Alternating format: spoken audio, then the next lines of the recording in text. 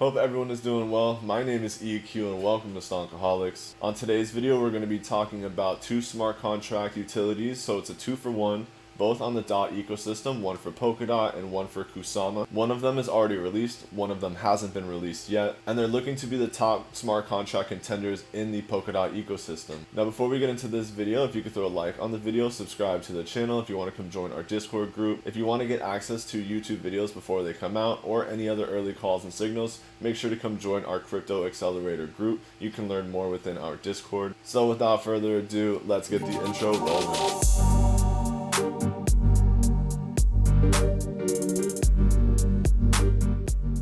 So today we're going to be talking about MoonRiver and MoonBeam. MoonRiver is going to be for Kusama and MoonBeam is going to be for Polkadot. MoonRiver is already released. MoonBeam is not released. Now this is a parachain through the Polkadot ecosystem that is a smart contract solution based off of Kusama. So they're looking to be the top dog. They're currently sitting at $387, ranked 221st, sitting at a market cap of 581 million. They have a total supply of 1.5 million and a max supply of 10 million, so it's very, very finite. Only 15% of the max supply is in circulation right now, so we can expect this to start to explode once that number becomes more finite. Now, the reason why we're jumping into the Polkadot ecosystem right now mainly is because we've seen the explosion in the boom of Solana, of Luna, of a lot of these other ecosystems, but DOT has yet to explode. It's coming up soon. We're in a smart contracts race right now, so I think it's about time that DOT makes the first impulse move and start to show us why it's in the top 10. So we're going to go into MoonRiver first because it's already released. It's a community-led sister parachain on Kusama. It's a companion network to MoonBeam, and it provides a permanently incentivized canary network.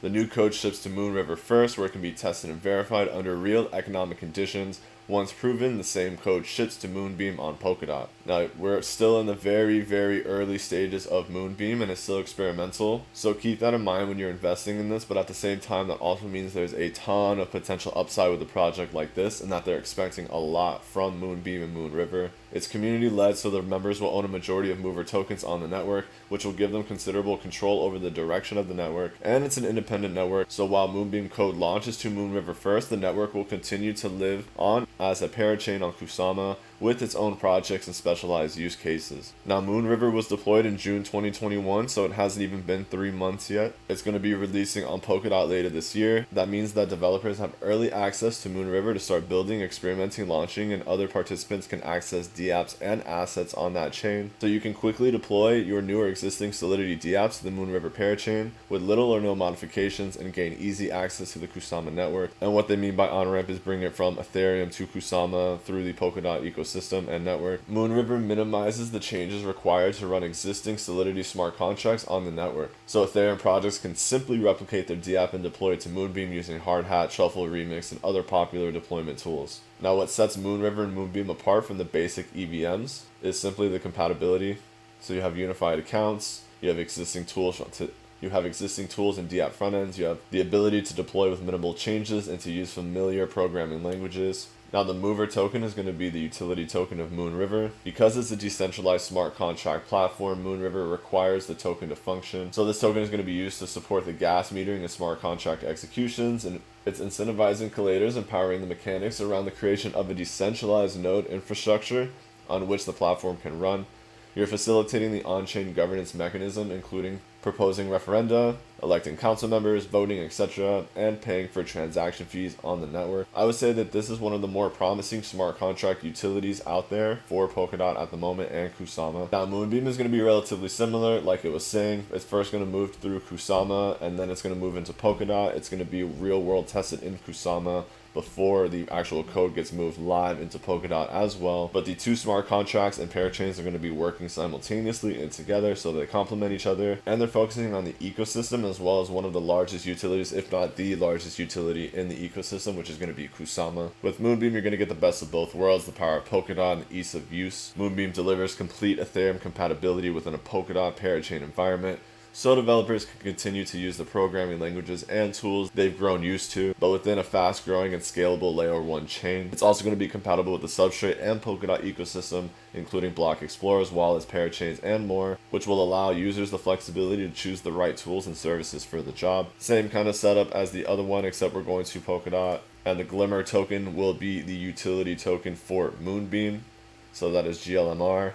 That's going to be the ticker that they use. Obviously, there are already projects that are building on MoonBeam, like Chainlink and Bands and Polkacover and AmpNet. There's going to be a lot more getting added to this list. Keep in mind, again, that we're really, really early in these projects. But as we can all see, smart contracts are going to be the future of crypto. So in every ecosystem, there's going to be a smart contract utility that can explode. So the benefit of this is that you're going to get a 2-for-1. You're going to get a smart contract for Polkadot and for Kusama that both complement each other, will both grow at the same time. Because they're decentralized, everything is open source, so you can go through all of this information. There's a ton of stuff if you want to go through the basics of learning how to build on MoonBeam, how to use your Mover and GLMR tokens, how to operate nodes, learning about MoonBeam. You have the builders area, node operators area if you want to learn more about the tokenomics or just learning about MoonBeam in general. There's a ton of information on here, and you can connect to your MetaMask directly. So you'll be able to communicate with the environment directly with your MetaMask, aka for the DAO side and the governance side. And because only one of them are out right now, we're only going to look at one chart. We're looking at MoonRiver. Now looking at this chart, we're looking relatively bullish at the moment. We had a nice impulse move from $137 up to $500. Now the volume did pull down. We're waiting for volume to come back up, even though it has been increasing. The stochastic has been holding at the 50, which is bullish to see. The fast stochastic RSI is sitting in oversold, which is great. We have a lot of room to move up. The MACD is getting relatively close to 0, which is good to see. We have a lot of room to move up.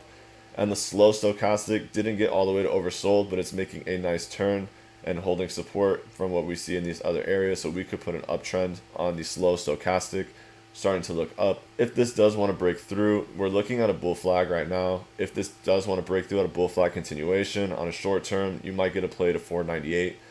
And on the upside, if it does go to the bullish side, you can play all the way up to basically $900, anywhere from $600 to $900. If you want to learn more about this and see where I think it's going to go, just make sure to come join our Discord group. Now at the same time, we want to look at the Fibonacci as well, just in case we did see the top and we break down and we want to see a full retracement. We could technically see this ride and continue to ride and hold support on the 6180 at 275 and then move up. But we could also see this push down a little bit more to the 7860, down to the $214 area, $215 area.